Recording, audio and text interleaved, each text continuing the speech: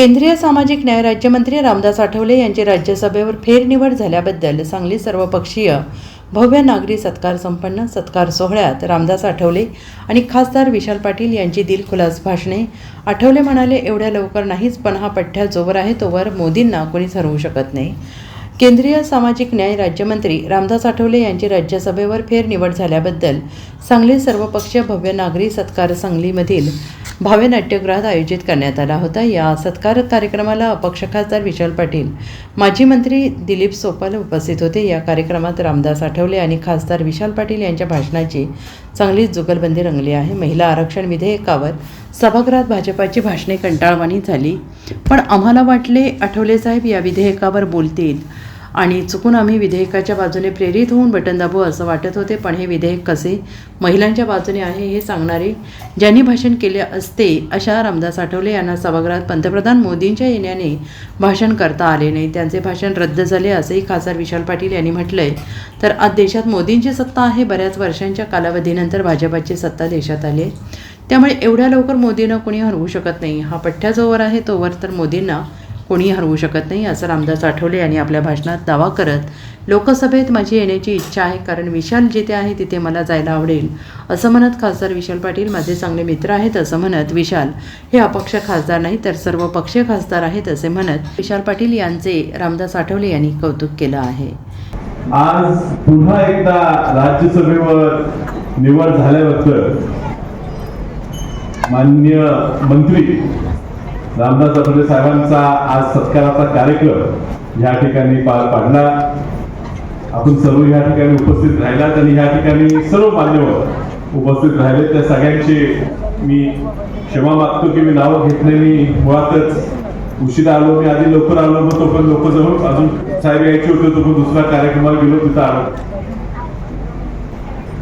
पण ह्या ठिकाणी साहेब आम्ही सगळे पक्षाचे कपडे जोडे सगळे बाहेर ठेवून इथं आलेलो आहे आणि ते पूर्णपणे तुमच्या प्रेमासाठी आणि काकाजींच्या प्रेमासाठी.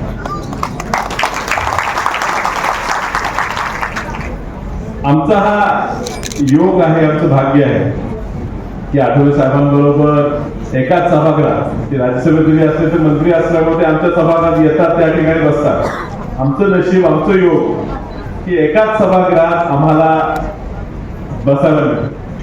परवा एक महिला विधेयकावर चर्चा होती आणि अजून काही वक्ते बोलत होते, तोपर्यंत आठवले साहेब सभागृहात आले आणि आम्ही सगळे आनंदित झालो की तोपर्यंत दीपक बाबा वाईट ओढून घेऊ नका, पण तुमचे सगळ्यांची भाषण खूप बोरिंग झाली, त्यामुळे आता आठवले साहेब बोलतील आणि खऱ्या अर्थाने हा विधेयक का पास केला पाहिजे हे कदाचित आम्हाला सगळ्यांना समजून सांगतील आणि त्याच्याची प्रेरित होऊन चुकून आमचं बटन चुकीच्या ठिकाणी जाईल ह्याची आम्हाला भीती होती.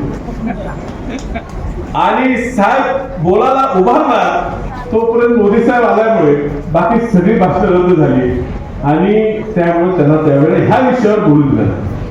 आणि म्हणून बाबा तुम्हाला जर वाटत असेल का तुमचं विधेयक पास झालं नाही, तर जो सगळ्यांना पटवून सांगू शकत होता त्याला तुम्ही बोलून दिलं. आता पक्षाचे डोळे बाहेर ठेवले तरी अंदाज असते ते कमी होत नाही. त्यामुळे कुठेतरी साहेब आम्ही कमी पडतो. आम्ही म्हणजे आता आम्ही काय खूप लहान होतो, पण आम्ही कमी पडतो. आंबेडकरी चळवळ पुढे नेण्याचं ह्या राज्यात प्रामाणिक, म्हणजे मी नेहमी म्हणतो मी प्रकाश आंबेडकर, बाळासाहेब आंबेडकरांचं खूप कौतुक करतो, पण ते त्या घरातले आहेत आणि स्वाभाविकपणे मी चळवळ पुढे नेली.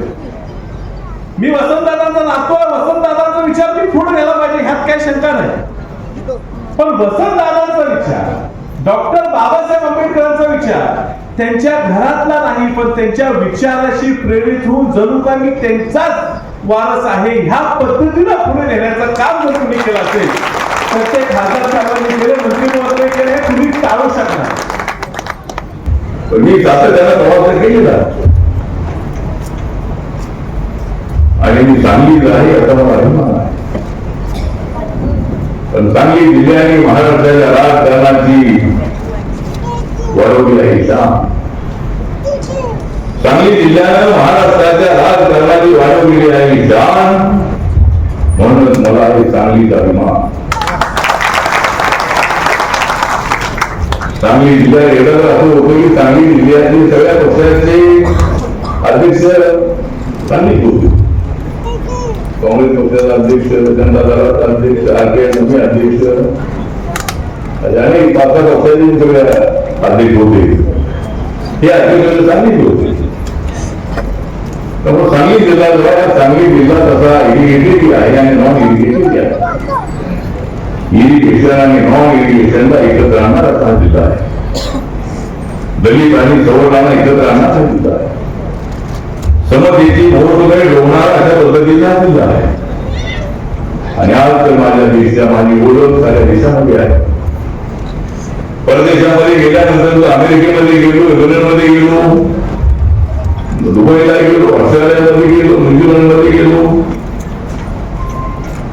कंबोडियामध्ये गेलो, व्हिएतनामला गेलो, थायलंडमध्ये गेलो, तर आपले इंडियन लोक आहेत, मराठी लोक आहेत, ते सगळे लोक युट्यूबवर माझी भाषण ऐकत असतात.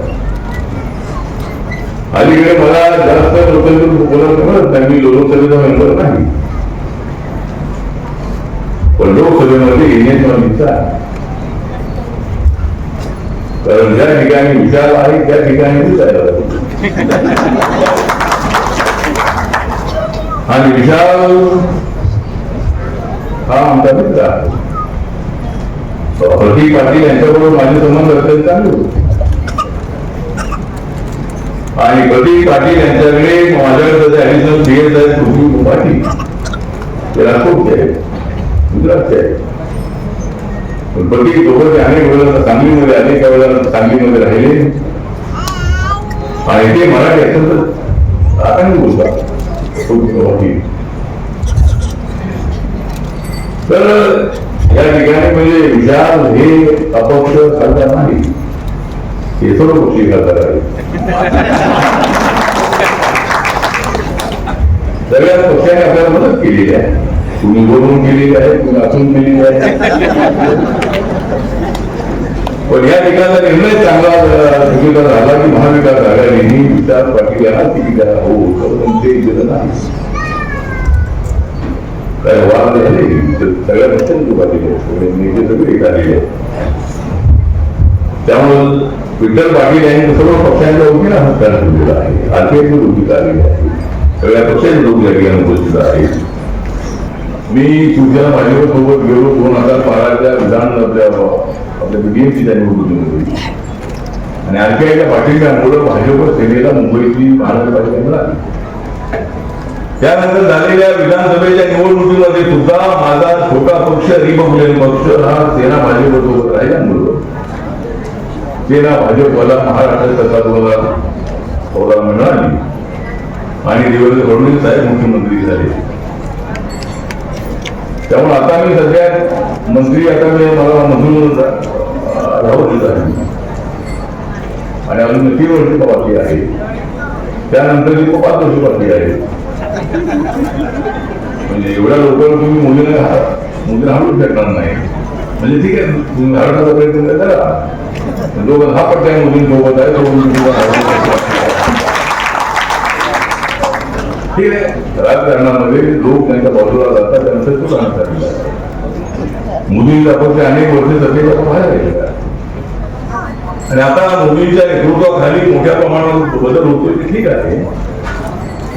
आणि आज राहुल गांधींचा विरोध करण्यामध्ये त्यांना ताकद मिळाली आहे.